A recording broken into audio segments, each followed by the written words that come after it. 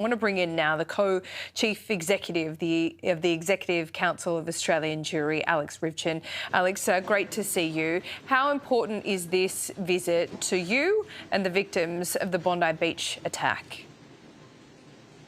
It's hugely important. Many in this community have gotten to know the President on a personal basis over the years that he's been in public life. So his visit personally means a great deal. He's an excellent human being, humane, compassionate, moderate. He's exactly what we need to greet the community at this time. And for the victim families and the survivors, I know how much it means to them. Having spoken to them over the few weeks since the announcement of his visit, it means a great deal to them to be comforted and supported, to feel the love not only of our country here, which has embraced the Jewish community, but also the Jewish world. And in times of tragedy, minorities band together. They need to feel the sympathy of those who know exactly what they're going through. And the President of the State of Israel, who has comforted more people after terror attacks than perhaps anyone else in the world, knows exactly what to say, what to do, and his presence here will really uplift the community. Yeah, well, it's important that you lay out the context there as well, because these protests planned for Sydney, and not just in Sydney, I would say, is causing a divide in the community once again. What do you say to those people who look at without context, I would add as well, about some of the things that the President has said in the past? Does some of them grate with you, make you feel uncomfortable looking at those quotes, or are they something that should be set aside for this time? No, look, again, I've known the President for a long time. I've had many private conversations with him. I know who he is. He's not a person who incites violence against others. He's a person who's moderate, who's always supported a two-state solution.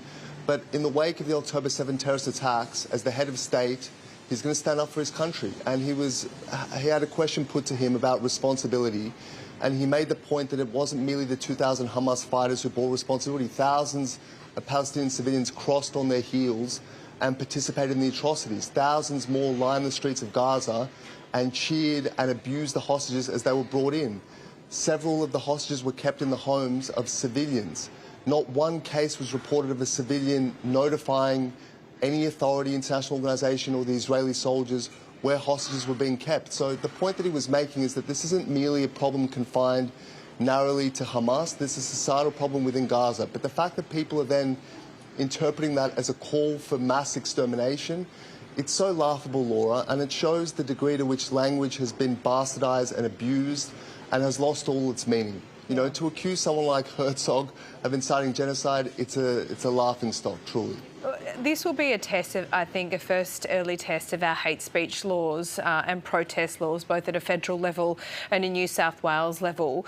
You and I, Alex, have spoken about the difference, respectfully, about, criticising Israel and criticising the Jewish people, particularly the Jewish Australians that have been so affected over the last couple of months and indeed years. What do you think the line is today? What should police be keeping an eye out for in these protests? Because should we remember that Herzog isn't Netanyahu? Their roles in Israel about policy are very different as well. Is that a fair point to raise today? I think, with the police, they'll be looking at thousands of people potentially on the streets. They can't engage with every person individually and determine what's in their hearts and what's in their minds. But I think they should keep it simple. If they see support for terrorist organisations, that is a criminal offence under our code. If they see death chants towards anybody, that is abhorrent and should never be taking place in Australian streets. If they see demonisation of Jews specifically, then that should be called out and arrests should be made if need be. It's not about interpreting the meaning and the intention at the moment. It's about really maintaining the peace. But ultimately, these protests, they've never been about an objection to a particular policy.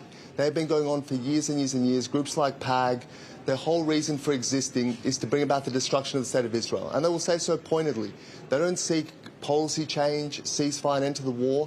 They want to see Israel gone. And that's really who you're dealing with here. And so there's no point in reasoning with them. There's no point in trying to appeal to their better angels. They have none. But the police will have a duty to try to keep people safe as best they can. But they've got a really difficult task on their hands. What did you make of Chris Minns and what he said to protesters earlier today? And, you know, that line. I mean, these are professional protesters in many ways. They know how to take things right up to the line and then not quite cross it.